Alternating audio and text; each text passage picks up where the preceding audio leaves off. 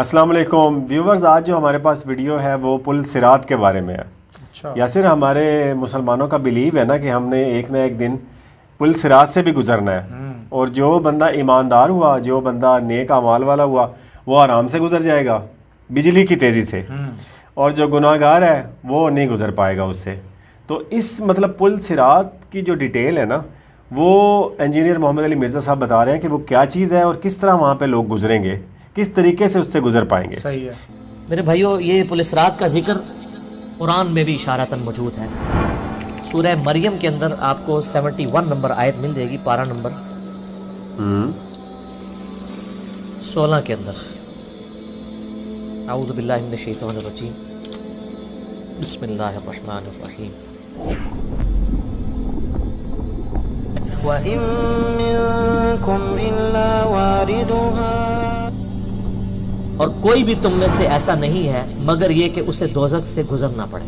كَانَ عَلَى رَبِّكَ حَتْمًا مَّقْضِيًّا، یہ تمہارے رب کی طرف سے تقدیر میں شدنی بات ہے، یہ ڈیسٹنی تمہارے لیے مقرر ہے کہ تم سب کو آگ کے اوپر سے گزرنا پڑے گا، چاہے کوئی جن ہے، انسان ہے، وہ پیغمبر ہے، صحابی ہے، تابعی ہے، نیک ہے، بد ہے، سب کو ایک دفعہ گزرنا پڑے گا۔ پھر کیا ہوگا؟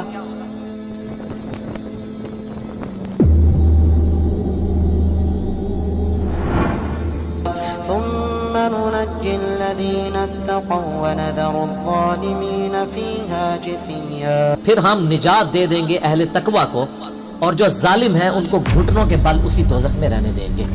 اعوذ باللہ تعالی، اللہم اجرنا من النار، آمین۔ بخاری مسلم میں کئی ایک احادیث ہیں پل صراط کے حوالے سے۔ ایک وہ حدیث جو بخاری اور مسلم دونوں میں موجود ہے، اللہ کے محبوب صلی اللہ علیہ وآلہ وسلم فرماتے ہیں کہ قیامت والے دن اللہ تعالیٰ جہنم کے دونوں سروں پہ ایک پل رکھے گا، یعنی جہنم کو پار کرنے کے لیے ایک بہت بڑا پل رکھے گا۔ بخاری مسلم کے الفاظ ہیں، سب سے پہلے میں اپنی امت کو لے کے اس کے اوپر سے گزروں گا، اور اس کے بعد باقی انبیاء بھی اپنی امت کے لوگوں کو اپنے ساتھ لے کر گزریں گے، اور ہر رسول کی زبان پہ سمیت میرے رب سلم رب سلم رب سلم ہوگا، اے اللہ سلامتی فرما، اے اللہ سلامتی فرما، اے سلامتی فرمانے والے رب سلامتی فرما۔ اب نماز کے بعد بھی مسلم شریف میں دعا ہے نا، اللہم انت السلام ومنک السلام تبارک یا ذا الجلال والاکرام، سلامتی۔ اور نبی اسلام فرماتے ہیں یہ کلام بھی صرف انبیاء کر رہے ہوں گے، انبیاء کے علاوہ کسی کو کلام کرنے کی اجازت بھی نہیں ہوگی۔ آپ ویسے کہتے رہیں کہ ہمارے بزرگ جو ہیں وہ پھڈا ڈال کے بیٹھ لیں گے کہ میں اپنے مرید لے کے جانے لیں گے۔ بخاری مسلم کہتی ہے کہ انبیاء کے علاوہ سب کی زبانیں ہوں گی گونگ، سوائے اس کے کہ وہ کہیں گے رب سلم رب سلم رب سلم۔ پھر نبی اسلام فرماتے ہیں کہ بخاری مسلم کے الفاظ ہے کہ جب لوگ پل صراط سے گزر رہے ہوں گے نا، تو پل صراط کے دونوں جانب آنکڑے لگے ہوئے ہوں گے، جس طرح کے کانٹے ہوتے ہیں، اچھا، اور وہ گزرنے والوں کو زخمی کر رہے ہوں گے، اور اٹھا اٹھا کے مجرمین کو دوزخ میں پھینک رہے ہوں گے۔ جیسے کرین کی آپ سمجھیں کہ وہ آگے کرین سے وہ چیزیں اچک کے پھینکی جاتی ہیں نا، تو نبی السلام فرماتے ہیں اس طرح وہ اچک کر جہنمیوں کو اس پل سے گزرتے ہوئے اچک کر پھینک رہے ہوں گے جہنم میں۔ اور نبی اسلام نے یہ بھی فرمایا، بخاری مسلم کے الفاظ ہیں کہ ہر شخص اپنے اعمال کے مطابق گزر رہا ہوگا، کوئی سورین کے بال گھسٹتا ہوا جا رہا ہوگا، آپ سر اس منظر کو امیجن بھی نہیں کر سکتے۔ یہاں تو کہتے ہیں لوگ جو کچھ بھی ہے تیرے محبوب کی امت سے، تو وہ امت کون سی ہے جو گزر رہی ہوگی؟ وہ آپ ہی لوگ ہیں، ہم لوگ ہی ہیں۔ اللہ تعالیٰ سلامتی کے ساتھ ہمیں گزارتے ہیں، آمین۔ آپ نے اسلام فرمایا کہ بعض لوگ جو ہیں وہ یعنی تیز رفتاری سے گزر رہے ہوں گے، بعض گھسٹ کے اپنے اعمال کے مطابق گزر رہے ہیں، اور پھر لوگ کٹ کے دوزخ میں گر رہے ہوں گے۔ بخاری مسلم کے الفاظ ہیں، اس پل سے کٹ کے دوزخ میں گر رہے ہوں گے، پھر وہ دوزخ میں رہیں گے یہاں تک کہ اللہ تعالیٰ ان کے لیے کوئی فیصلہ فرما دے۔ بولے اعوذ باللہ، اللہ تعالیٰ کی پناہ، اللہم اجرنا من النار، آمین ثم آمین۔ صحیح مسلم میں ایک حدیث ہے، ابو سعید خدری کہتے ہیں کہ ہمیں یہ بات بھی پہنچی ہے کہ وہ پل جو ہے وہ تلوار کی دھار سے زیادہ تیز اور بال سے زیادہ باریک ہوگا۔ یہ الفاظ بالکل صحیح ہیں، یہ سنا ہوا ہے پہلے کافی دفعہ۔ اس پل سے تو کوئی بندہ مہارت کے ساتھ بھی نہیں گزر سکتا، کوئی چائنی بھی نہیں گزر سکتا۔ وہ جو تو یہ اس کے اوپر سے گزرنا ایک معجزے والا معاملہ ہی ہوگا جس کو اللہ تعالیٰ نجات دے. بالکل. اور یہ جو میں نے آیت پڑھی نا سورہ المریم کی آیت نمبر 71، اس کے کانٹیکسٹ میں کتاب التفسیر چیپٹر میں امام ترمذی اسی آیت کو ہیڈنگ بنا کے نا اس کے نیچے ایک حدیث لے کے آئے ہیں. یعنی یہ جو میں نے کہا نا قرآن میں پل صراط کا ذکر ہے، امام ترمذی کا بھی یہی فہم ہے. انہوں نے اس آیت کی ہیڈنگ بنا کے جامعہ ترمذی میں حدیث لی ہے بالکل صحیح سند کے ساتھ پل صراط کے حوالے سے، کہ نبی صلی اللہ علیہ وآلہ وسلم نے ارشاد فرمایا کہ یہ پل صراط جہنم پہ رکھا ہوا ایک پل ہے جس پر سے لوگوں کو گزرنا پڑے گا اور ہر شخص اپنے اعمال کے مطابق گزرے گا. بعض لوگ بجلی کی سی تیزی سے گزر جائیں گے، جیسے آسمان سے ایسے بجلی کڑک کے نیچے پتہ نہیں لگا ودن سیکنڈز. بعض ہوا کی تیزی سے گزریں گے جو اس سے کم نیک ہوں گے. بعض گھوڑ سوار یا اونٹ سوار کی سی تیزی سے گزریں گے. بعض بھاگتے ہوئے گزر جائیں گے، اور بعض جو ہیں وہ پیدل چلتے ہوئے، اور بعض سرین کے بل گھسٹتے ہوئے. سر اتنا لمبا پل، پتہ نہیں کتنی مسافت ہے. بلکہ بخاری مسلم میں الفاظ ہیں، نبی نے فرمایا کہ اس پل کی لمبائی اللہ ہی بہتر جانتا ہے، مجھے نہیں پتا کتنی. اوئے ہائے ہائے. اور بعض ایسے ہوں گے جو کٹ کٹ کے پھر دوزخ میں گر رہے ہوں گے، اور ان کا معاملہ پھر بعد میں اللہ تعالیٰ طے کرے گا کہ ان کے ساتھ کیا. جامعہ ترمذی میں ایک حدیث ہے، حضرت انس بن مالک جو حضور کو 10 سال تک وضو کرواتے رہے، بخاری مسلم میں آئے. ترمذی میں الفاظ ہیں، وہ کہتے ہیں یا رسول اللہ کیا اس دن آپ میری شفاعت کریں گے؟ فرمایا میں کروں گا. یا رسول اللہ مجھے اپنا پتہ بتا دیں، میں آپ کو کہاں تلاش کروں. انہوں نے پینشور کیتا ہے. آپ نے فرمایا تم پورے صراط پہ آ جاؤ. آئے ہائے تم مجھے پورے صراط پہ دیکھ لینا، میرے امتی گزر رہے ہوں گے، میں ان کے لیے سلامتی کی دعا کر رہا ہوں. کہ یا رسول اللہ میں پورے صراط پہ نہ پاؤں. تو آپ نے فرمایا کہ پھر تم میزان عمل پہ آ جاؤ جہاں لوگوں کے نامہ اعمال تولے جا رہے. نبی علیہ السلام کا نامہ اعمال نہیں تول رہا ہوگا، آپ کو تولا نے امن دے دیا نا، انا فتحنا لک فتحا مبینا. بے شک. اور بخاری مسلم میں حدیث ہے، حدیث شفاعت کے سارے نبیوں سے لوگ ہوتے حضرت عیسیٰ کے پاس جب اینڈ پہ آئیں گے نا تو وہ کہیں گے بس ایک ہی شخص ہے جس کو امن ملا ہوا ہے، تو محمد رسول اللہ کے پاس جاؤ، وہ شفاعت کریں. تو آپ علیہ السلام اپنی امت کی خاطر ہی یعنی میزان عمل پہ تکلیف کاٹ رہے ہوں گے. کہا یا رسول اللہ میزان عمل پہ بھی نہ پاؤں تو کہاں جاؤں؟ اور میں پھر تم حوض کوثر پہ آ جاؤ، میں وہاں پہ اپنے امتیوں کو مشروب پلا رہا ہوں. بخاری مسلم میں درجنوں احادیث ہیں، آسمان کے ستاروں کے برابر اس کے برتن ہیں، اور جو ایک بار پیے گا وہ کبھی پیاسا نہیں ہوگا. جنت میں لوگ مشروب لذت کے لیے پئیں گے، پیاس کی وجہ سے نہیں پئیں گے. ان کا یا رسول اللہ اگر آپ مجھے پل صراط پہ بھی نہ ملے، میزان عمل پہ بھی نہ ملے،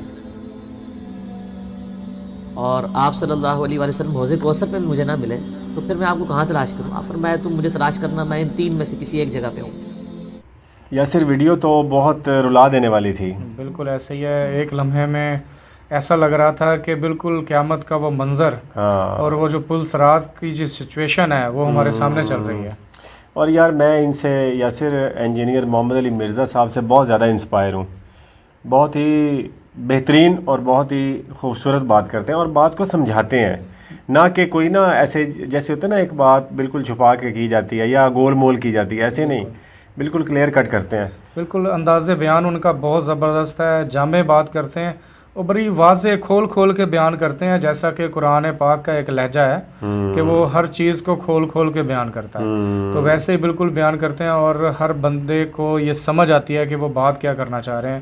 مختلف علماء ہوتے ہیں، بہت سارے مولوی ہوتے ہیں، وہ بات کو بہت لمبا کھینچتے ہیں، وہ اصل ٹاپک کے اوپر سے نا توجہ ہٹ جاتی ہے، لیکن یہ اپنے اسی ٹاپک کے اوپر رہتے ہیں، اسی کے اوپر ان کی توجہ رہتی ہے اور سمجھنے والے کو بڑی آسانی سے سمجھ آ رہی ہوتی ہے کہ وہ کیا کہنا چاہ رہے ہیں. یاسر پھر یہ جو تلوار کی سی تیزی ہے اور مطلب بال سے زیادہ باریک ہے، پھر لوگ کیسے گزریں گے؟ یہ تو اللہ تعالیٰ کی رحمت ہی ہو سکتی ہے. بالکل ایسے ہی ہے، اللہ تعالیٰ کی رحمت ہوگی تو پھر ہی وہاں سے کوئی گزر سکے گا. جو صورتحال بتائی جا رہی ہے کہ وہ تلوار کی جتنا تیز اور بال سے بھی باریک وہ پل ہوگا، تو اور اس کی لمبائی کا بھی کوئی اندازہ نہیں ہے کہ وہ لمبائی ہونی کتنی ہے. تو یقین کریں بالکل یہ سوچ کے رونگٹے کھڑے ہوتے ہیں اور رونا آ رہا ہے کہ یار ہم جیسا جو امتی ہے، اللہ تعالیٰ ہمیں معاف فرمائے، ہمیں اپنے گناہوں سے توبہ کرنے کی توفیق عطا فرمائے اور آئندہ سے گناہوں سے بچنے کی توفیق عطا فرمائے. ہم جیسا بندہ وہاں سے کیسے گزرے گا؟ وہاں پہ اللہ تعالیٰ کی رحمت ہوگی تو ہم گزر سکیں گے، ادروائز وہاں سے گزرنا بڑا مشکل کام ہے. اور وہ کہہ رہے ہیں یاسر کہ وہاں پہ صرف نبی جو ہیں وہ بول سکیں گے جو بھی وہ الفاظ تھے، وہ صرف نبی، باقی کسی کو اجازت نہیں ہوگی وہ لفظ بولنے کی. بلال صاحب وہاں پہ اجازت مل بھی جائے نا تو میرا یہ عام خیال ہے، ہو سکتا ہے میں غلط ہوں، کہ وہاں پہ تو بولتی بند ہو جانی ہے ہر بندے کی، کیونکہ سین ہی بڑا خوفناک ہونا ہے، دردناک ہونا ہے. اور اس کی دائیں بائیں نیچے جو ہے وہ دوزخ ہوگی. جو بھی بندہ بدعمال ہوگا، اللہ معاف کرے، وہ کٹ کٹ کے دوزخ کے اندر گرتا جائے گا جب تک کہ اللہ تعالیٰ کوئی فیصلہ نہ فرما دے. تو ہمیں کوشش کرنی چاہیے کہ ہم اپنے اعمال جو ہیں اس حساب سے کریں، ایٹ لیسٹ کوشش ضرور پٹ کرتے رہیں. وہ ہمارے مسلمانوں کا حشر ہے نا یاسر، بالکل بھی ہم نالائق ہو چکے ہیں. بالکل نہ نماز ہے نہ روزہ ہے. روزہ بھی بس وہ صرف بھوک پیاس کا انعام ہے یاسر. باقی مطلب جو روزے میں ہمیں بتایا گیا یا سکھایا گیا وہ ہم بالکل نہیں کرتے. بالکل. اس کے علاوہ دیکھیں جو ہماری عبادات ہے نا بلال، اس کا بیسک مقصد یہی تھا کہ ہمیں سٹریم لائن کیا جائے، عام زندگی میں وہ ساری چیزیں امپلیمنٹ کی جائیں. جی کہ ہمارے جو دوست احباب ہیں، ہمارے رشتہ دار ہیں، ہمارے محلے دار ہیں، پڑوسی ہیں، ہمارے ارد گرد کے جتنے بھی لوگ ہیں، وہ ہماری ذات سے کتنا فائدہ اٹھا رہے ہیں یا کتنا نقصان اٹھا رہے ہیں، یہ ڈپینڈ کرتا ہے.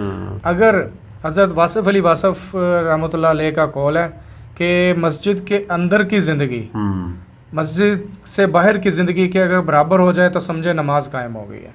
صحیح کہہ تو بڑی آپ دیکھیں کہ مسجد کے اندر انسان بالکل امن میں ہوتا ہے، سکون میں ہوتا ہے، وہاں پہ کوئی شرارت نہیں کرتا، کوئی مستی نہیں کرتا، کسی کو تنگ نہیں کرتا. لیکن باہر ہم کتنا تنگ کرتے ہیں لوگوں کو.